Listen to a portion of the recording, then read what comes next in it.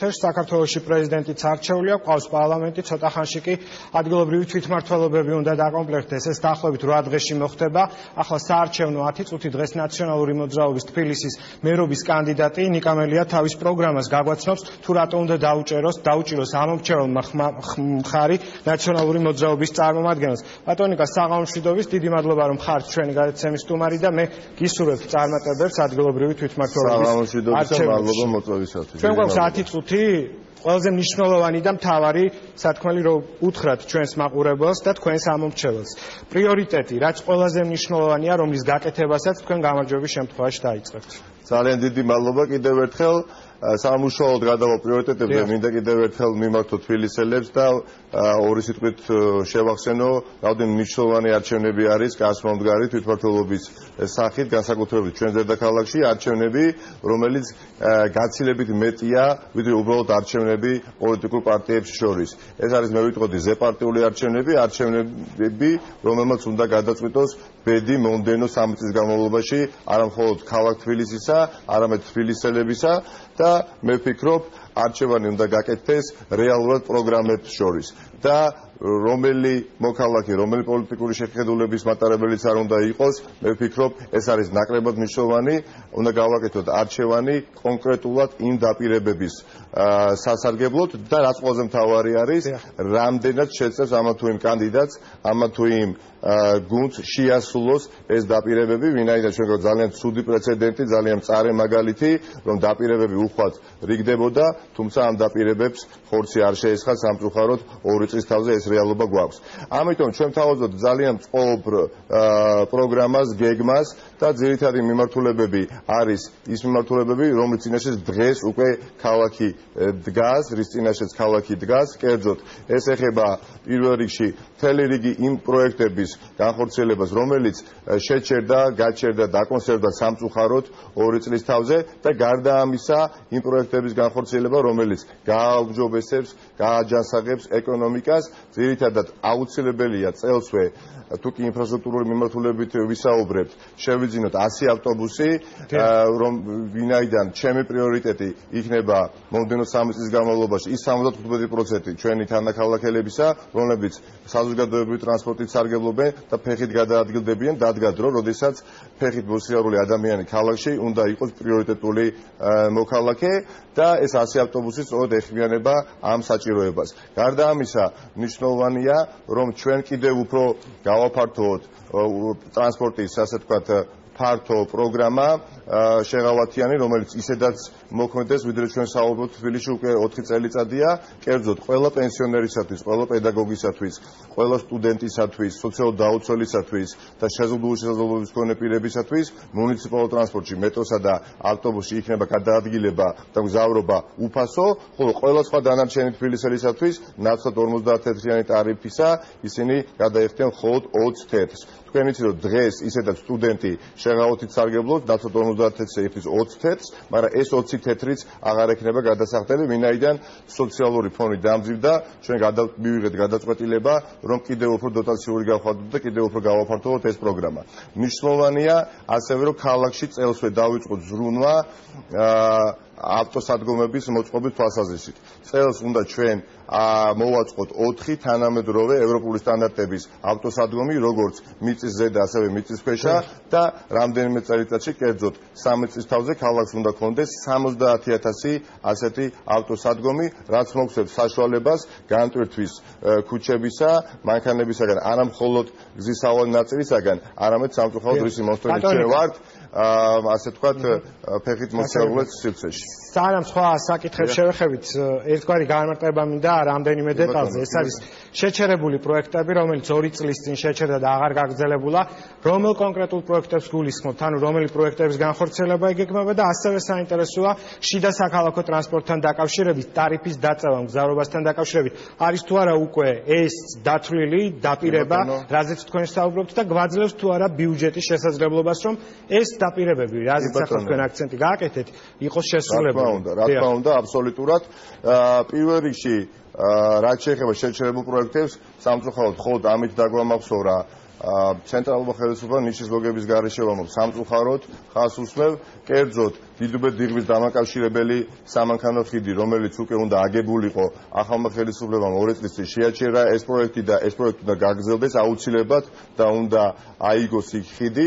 ეს არ არის უბრალოდ ხიდი, ეს ასევე არის დასაქმებული ადამიანები. ვინაიდან მსგავსი პროექტების ასეთ განხორციელება არის მექანიზმი ქალაქის ხელში, რომ გამოვაცოცხლოს სამშობლო კომპანიები, არქიტექტურის წარმომადგენლები, მსხვილი სამშობლო მოედნების მომარაგებელი კომპანიები და ასე შემდეგ და ასე შემდეგ. თითოეული ასეთი მსგავსი მშენებლობა არის კმაყოფილი ოჯახი და დასაქმებული ადამიანები. ამას ძალიან ბევრი სიკეთე მოაქვს მსგავს მშენებლობებს. ასევე მაღლივი კორპუსის უნივერსიტეტის უპროფესორეთ მეტროსადგურის მშენებლობა უნდა გაგრძელდეს და რაც ყველაზე მთავარია, რაც ყველაზე დასანანია შემოვლითი რკინიგზა, რომელიც შეაჩერა ცენტრალურმა მთავრობამ 20 დეკემბრის დადგენილებით და დააკონსერვა 19 თვით. ეს არის ის შეჩერებული პროექტები, რომელსაც მე ვგულისხმობ. თუმცა რა ბერკეტი გაგაჩნიათ, რომ იგივე თუნდაც რკინიგზის პროექტი გააგრძელოთ, რომელიც არის დაკონსერვებული. დიდი მადლობა, თქვენ მოგეხსენებათ და ამას გულისხმობ, სწორედ რომ კონკრეტულ პროგრამას უნდა დაუჭიროთ ჩვენ მხარი თანამოქალაქეებმა და როდესაც მილიონნახევრიანი ქალაქი ირჩევს მერს, დამიჯერეთ ის მერის სარგებლობს ძალიან მაღალი ლეგიტიმაციით და ის მოახერხებს ცენტრალური ხელისუფლების დარწმუნებას იმაში, რომ ესა თუ ის პროექტი უნდა განხორციელდეს. ვინაიდან როდესაც მერს ირჩევ კონკრეტული პროგრამის გამო, ესე იგი ეს პროგრამა უნდა განხორციელდეს და ვერც ერთი ცენტრალური ხელისუფლება ვერ წავა მილიონნახევრიანი ქალაქის წინააღმდეგ. რაც შეეხება ტარიფებს მუნიციპალურ ტრანსპორტში, თქვენ იცით, რომ დღეს ვიდრე ვსაუბრობთ, კიდევ ერთხელ ვამბობ, დღეს უკვე სარგებლობს 600,000 თბილისელი შეღავათიანი სისტემით მუნიციპალურ ტრანსპორტში, მაგალითად სკოლის მოწაფეები აბსოლუტურად არც ერთ თეთრს არ იხდიან, არც ავტობუსში, არც მეტროში, ასევე ვრცელდება ვეტერანებზე და შეღავათიანი სისტემით სარგებლობს 12 საზოგადოებრივი ჯგუფი. ეს ბიუჯეტს დაუჯდება 40 მილიონი ლარი, ჩვენ კიდევ უფრო ვაფართოვებთ, ვინაიდან ძალიან მნიშვნელოვანია, რომ ადამიანებს ელემენტარულად გადაადგილების საშუალება მივცეთ. A პუნქტი და B პუნქტამდე გადაადგილების საშუალება ელემენტარულად აღარ ეძლებათ, ვინაიდან სამუშაო ადგილების შემცირდა და ეს ხომ ფაქტია, ხომ რაც არ უნდა გვითხრას ახლა პრემიერ-მინისტრმა, რომ 70 საწარმო გაიხსნა, ეს 70 საწარმო ხომ უნდა თვალსაჩინო იყოს, არ არის. აქედან გამომდინარე დაიკარგა სამუშაო ადგილები და შესაბამისად ხალხს უჭირს ელემენტარულად გადაადგილება. ამიტომ მე ვფიქრობ, დღეს ეს შესაძლებელია ბიუჯეტის ფარგლებში, რაც რა თქმა უნდა წინა წლებში გაგვეხორციელებია, ასე კიდევ უფრო ფართო პროგრამა შეგვეთავაზებია თბილისელებისათვის, იყო ძალიან რთული, ვინაიდან იმ წლებში 4 წლის წინ ძალიან სხვა დიდი გამოწვევების წინაშე იდგა ჩვენი დედაქალაქი, კერძოდ ასაშენებელი იყო გვირაბები, ხიდები, ესტაკადები და ყველა ამ მიმართულებას ვერ დაფარავდა ბიუჯეტი. დღეს, როდესაც ხიდები, გვირაბები, ესტაკადები აშენდა, მსხვილი ინფრასტრუქტურული პროექტები, გვაქვს საშუალება, რომ ეს პროგრამა კიდევ უფრო დოტაციური გავხადოთ. ჩვენ სულ რაღაც 3 წუთი დაგვრჩა, აქედან 1 წუთი მინდა დაგითმოთ მიმართვისთვის და დარჩენილი 2 წუთი გამოვიყენოთ დავსვამ შეკითხვას და იქნებ ძალიან მოკლედ მიპასუხოთ. გამარჯვების შემთხვევაში ვიხილავთ თუ არა ჩვენ მერიაში ყოფილ მერს გიგი უგულავას და ასევე საინტერესოა რა სახის თანამშრომლობა იქნება თქვენსა და ცენტრალურ ხელისუფლებას შორის.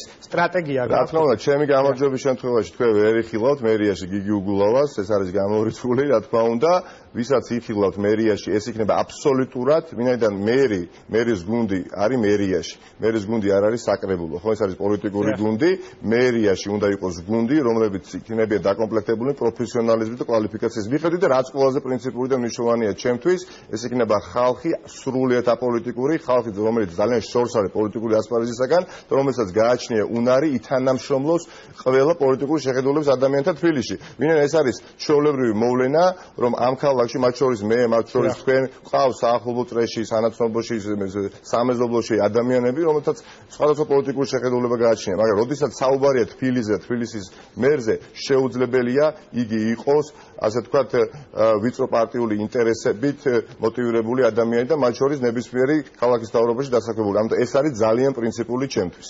გასაგებია და ბოლო 1 წუთი მიმართეთ ამომრჩევლებს. დიახ, მე მინდა მივმართოთ ხოლო ჩვენს ამომრჩევლებს, თბილისელებს, თანაქალაქელებს, რომ არ დაიზარონ 15 ივნის, ვინაიდან კიდევ ერთხელ ეს არის უმნიშვნელოვანესი არჩევნები.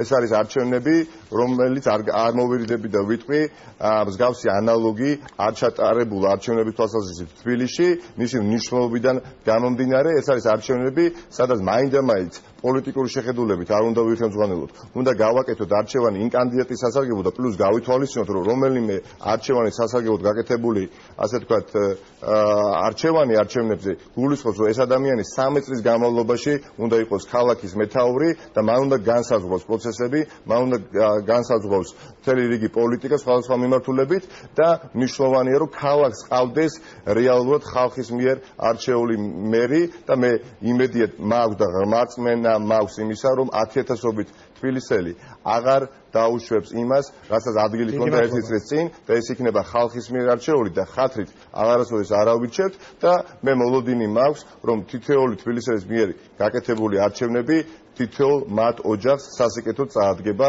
15 ივნისის შემდეგ. დიდი მადლობა გისურვებთ წარმატებებს. ნიკა მელია ნაციონალური მოძრაობის თბილისის მერობის კანდიდატი იყო.